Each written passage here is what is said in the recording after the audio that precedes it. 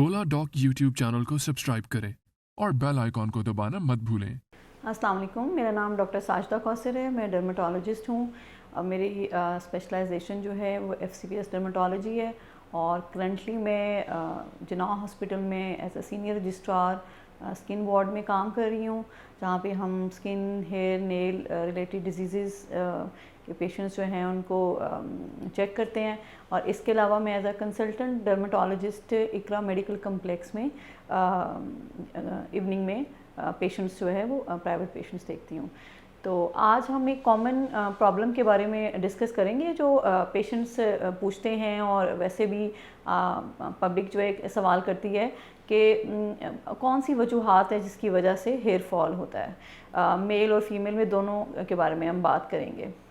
पाकिस्तान के top doctors के साथ अपॉइंटमेंट बुक करें, वो भी पेशेंट फीडबैक देखते हुए। लाखों लोगों की तरह पाकिस्तान के सबसे बड़े डॉक्टर नेटवर्क का फायदा उठाएं और आज ही ओला डॉक ऐप डाउनलोड करें। ओला डॉक, डॉक्टर का अपॉइंटमेंट आसानी से। तो जो कॉमन वजूहात उनमें अगर हम टॉप पे रखें तो वो जेनेटिक्स हैं। जेनेटिकली डिटर्मिन्ड हेयर लॉस होता है। मेल और फीमेल में पैटर्न डिफरेंट पैटर्न पे होता है। मेल पैटर्न हेयर लॉस में तो जो उनके टेम्पोरल एरियाज़ होते हैं, इन एरियाज़ में हेयर रिसेशन शुरू हो जाती है या बैक से हेयर लॉस होना शुरू हो जाता है। और जो फीमेल्स में डिफ्यूज़ हेयर लॉस पैटर्न हो रहा होता है। और जो फीमेल पेशेंट्स कॉमन आके कंप्लेंट करती हैं कि एकदम से बहुत ज़्यादा बाल गिरते हैं और अक्सर वो साथ ले के आती हैं बाल के, ये गुच्छे की शक्ल में बाल जो हैं गिर रहे हैं। और अगर हम देखें तो उनकी जो मांग होती है वो ज़्यादा वाज़े हो जाती है।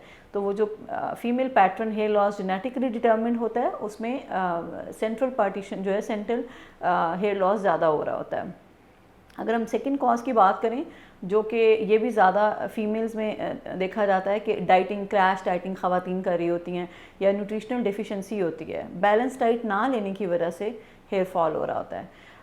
जिस तरह हमारी बॉडी के बाकी पूरी बॉडी को न्यूट्रिशन की, सप्लीमेंट्स की, मिनरल्स की ज़रूरत होती है, प्रोटीन्स की ज़रूरत होती है, इसी तरह हेयर ग्रोथ के लिए भी ये बहुत ज़रूरी है। हम बाल जो हैं वो केराटिन प्रोटीन के बने होते हैं। जब बहुत सारे इन्वायरमेंटल फैक्टर्स हैं जिसमें एक्सट्रीम ऑफ टेम्परेचर्स हैं, ड्राई वेदर है, जब बहुत खुश्क हवाएं चल रही होती हैं या डस्ट है, पोल्यूशन है, तो उसकी वजह से भी केराटिन डैमेज होती है। और इसके अलावा अगर हम बात करें हेयर फॉल की कॉजेज़ का तो उसमें जो हेयर ट्रीटमेंट्स हैं आजकल बहुत कॉमन है, आयरनिंग और स्ट्रेटनिंग। तो और उसमें जो केमिकल्स यूज़ होते हैं, जो हीट दी जाती है बालों को, उससे भी हेयर डैमेज होते हैं और ट्रैक्शन अप्लाई होती है उसकी वजह से भी। और एक हेयर फॉल की कॉज है ट्रैक्शन एलोपेशिया, उसको हम कहते हैं, जिसमें बहुत टाइट हेयर जो है वो टाई करने की वजह से फीमेल्स में, उसकी वजह से फ्रंट से हेयर जो है वो लाइट हो जाते हैं, वो ट्रैक्शन एलोपेशिया डेवलप होना शुरू हो जाता है। इसके अलावा कुछ मेडिकल कॉजेज़ हैं हेयर लॉस की, जिसमें हार्मोनल प्रॉब्लम हो सकते हैं। फीमेल्स में एक हार्मोनल प्रॉब्लम होता है जिसको पॉलीसिस्टिक ओवेरियन डिजीज़ कहते हैं, और सिंड्रोम होता है ये एक, PCOS जिसको कहते हैं, जिसमें हेयर फॉल के साथ और सिम्टम्स होती हैं। ऑयली स्किन होती है, एक्नी होती है, पेशेंट्स को पिंपल्स निकल रहे होते हैं, फेस पे हेयर्स आ रहे होते हैं और साइक्लिकल इरेगुलरिटीज़ होती हैं, तो उसमें भी कंप्लेंट होती है हेयर फॉल की। इसके अलावा मेडिकल इश्यूज़ में थायराइड डिजीज़ जो गिलर्ड की बीमारी है, उसमें भी कुछ मेडिकल सिम्टम्स के साथ साथ हेयर फॉल की सिम्टम्स भी पेशेंट की होती है। बल्कि बहुत सारी पेशेंट डायग्नोज ही उस वक्त होती हैं जब उनका हेयर फॉल हो रहा होता है, तो वो डॉक्टर के पास आती हैं और जब हम टेस्ट करवाते हैं तो उसमें उनको जो है वो थायराइड डिजीज़ वो डायग्नोज होते हैं। तो हेयर फॉल की जो डिफरेंट कॉजेज़ होती हैं, उनको पहले तो जो कॉज होती है हमें उसको ट्रीट करना होता है, उसको एड्रेस करना होता है कि किस वजह से हेयर फॉल हो रहा है।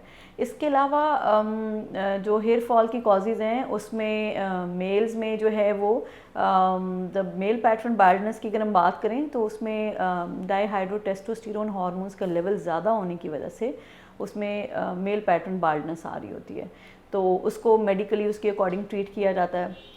अब अगर हम इन सारी कॉजेज़ को वन बाय वन इनके बात करें तो हम ट्रीट कैसे करना है, तो सबसे पहले अगर हम सप्लीमेंट्स की बात करते हैं जो हेयर फॉल में जिनका रोल है, जिसकी डेफिशिएंसी से, उसमें आयरन है, खून की कमी की वजह से हेयर फॉल हो रहा होता है, विटामिन D की डेफिशिएंसी, बायोटिन की वजह से, जिंक डेफिशिएंसी की वजह से।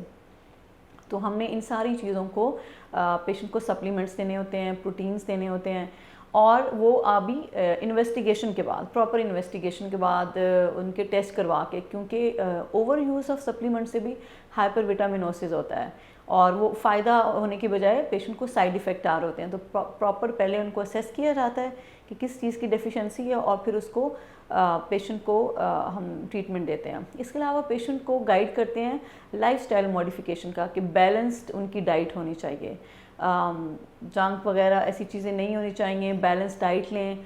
और इसके अलावा हेयर ट्रीटमेंट्स जो हैं उनको अवॉइड करें, प्रॉपर ऑयलिंग करें। ऑयलिंग का रोल हेयर फॉल में तो इस तरह के जो हेयर का टेक्सचर है उसमें बहुत रोल है ऑयलिंग का, क्योंकि ऑयलिंग एक प्रोटेक्टिव लेयर दे देती है जिससे जो एक्सेसिव यूज़ ऑफ शैम्पू या डेली शैम्पू यूज़ से तो वो जो केमिकल्स हैं वो हेयर को डैमेज ना करें, उसमें इसका रोल होता है। अब मेडिकल ट्रीटमेंट के बाद जो सेकंड स्टेप ट्रीटमेंट आता है, जब हम different causes of hair fall को ट्रीट कर रहे होते हैं, तो उसके बाद सेकंड स्टेप ये आता है कि मेडिकल कॉजेज़ के अलावा साइकोलॉजिकल में स्ट्रेस एक बहुत बड़ी रीज़न है हेयर फॉल की।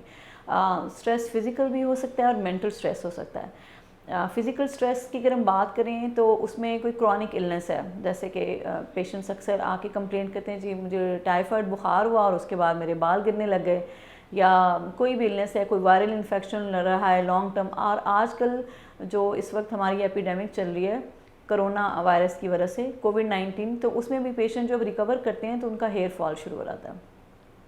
तो उसमें इसको टीलोजेनिक इफ्लूवियम कहते हैं। जब पेशेंट जो कंप्लेंट उसकी होती है कि जी जब मैं बीमार हुआ तब तो मेरे बाल नहीं गिर रहे थे, लेकिन जब मैं ठीक हो गया हूँ तो उसके बाद हेयर फॉल शुरू हो गया। यूजुअली वो 3 to 4 मंथ्स रिकवरी के बाद पेशेंट हमारे पास आते हैं कि हमारा हेयर फॉल हो रहा है। उसमें बेसिकली ये होता है कि जो हेयर साइकिल है उसकी डिफरेंट फेजेस होती हैं।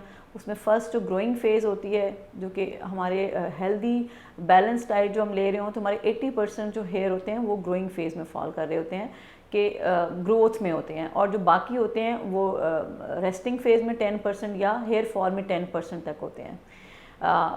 एक आधा बाल गिरने से उसको हम हेयर फॉल नहीं कहते। यूजुअली 80 to 100 जो हेयर फॉल है बालों का, वो एक नॉर्मल हेयर फॉल लिया जाता है। पेशेंट्स को हम यही काउंसल करते हैं कि इसको, ये डिज़ीज़ नहीं है, ये नॉर्मल है, कि इतने आपके 10% तक आपके हेयर फॉल जो फेज़ है उसमें रहते हैं। तो जब ये कोई क्रॉनिक इलनेस आती है तो उसमें ये हेयर साइकिल रिवर्स हो जाता है। ग्रोइंग फेज़ से वो हेयर फॉल वाली फेज़ में बाल चले जाते हैं, और टीलोजन फेज़ उसको कहते हैं, और उसमें जब बाल चले जाते हैं तो फिर वो 3 मंथ्स के बाद वो सारे बाल गिरना शुरू हो जाते हैं। और उस वक्त हम पेशेंट को फिर सप्लीमेंट्स देते हैं ताकि जो उनके न्यू हेयर्स आएंगे उसके बाद वो हेल्दी और स्ट्रॉन्ग बाल हों। अच्छा, इसके अलावा जो एक चीज़ होती है, जब फर्स्ट स्टेप पे हम सारा मेडिकल ट्रीटमेंट कर लें और फिर भी पेशेंट्स की रिकवरी जो है वो स्लो हो, तो उसमें सेकंड जो ट्रीटमेंट है, इंटरवेंशनल ट्रीटमेंट, हम उसको PRP कहते हैं। PRP basically platelet rich plasma treatment है, जिसमें पेशेंट का ब्लड लिया जाता है और उसके बाद उसको सेंट्रीफ्यूज किया जाता है और उसका प्लाज्मा अलग करते हैं। प्लाज्मा जो होता है वो ग्रोथ फैक्टर रिच होता है। तो हेयर फॉलिकल पे ग्रोथ फैक्टर्स के रिसेप्टर्स होते हैं, तो उनको फिर लोकली इंजेक्ट किया जाता है वहाँ पे। उसमें ऑलमोस्ट ये पेन फ्री ट्रीटमेंट होता है, और पेशेंट की जो स्किन है उसको सुन करके, और बहुत बारीक नीडल होती है जो इतनी पेनफुल नहीं होती है, उसके थ्रू इसको इंजेक्ट किया जाता है और वो रिसेप्टर्स पे जाके ग्रोथ फैक्टर्स लगते हैं और लोकली हेयर्स को वहाँ पे वो हेयर फॉलिकल्स को स्ट्रॉन्ग करते हैं। तो ये PRP ट्रीटमेंट होता है, और इसको डिफरेंट सेशंस में किया जाता है, और इस तरह से हेयर स्ट्रॉन्ग होते हैं और हेयर फॉल कम होता है। एक हेयर फॉल की कॉजेज़ में आ जाती है जिसको हम सेबरिक डर्माटाइटिस भी कहते हैं, जिसमें हेयर फॉल शुरू हो जाता है, जो एक्जिमा की एक टाइप है, और उसमें इनको ऑयली स्कैल्प होता है, और उसके बाद वहाँ पे डैंड्रफ आती है, स्टिकी हेयर्स होते हैं, वो हेयर रूट्स वीक हो जाती हैं और उसमें भी हेयर फॉल होता है, उसको उसके अकॉर्डिंग ट्रीट किया जाता है। तो आप हेयर प्रॉब्लम से रिलेटेड कोई भी किसी को कोई इश्यूज़ हों, कोई डिस्कस करना चाहता है, ट्रीटमेंट लेना चाहता है, तो ओला डॉग के प्लेटफॉर्म के थ्रू वो मेरे से कांटेक्ट कर सकता है और अपने प्रॉब्लम्स को डिस्कस कर सकता है और उसकी मैनेजमेंट के ऊपर बात कर सकते हैं। शुक्रिया।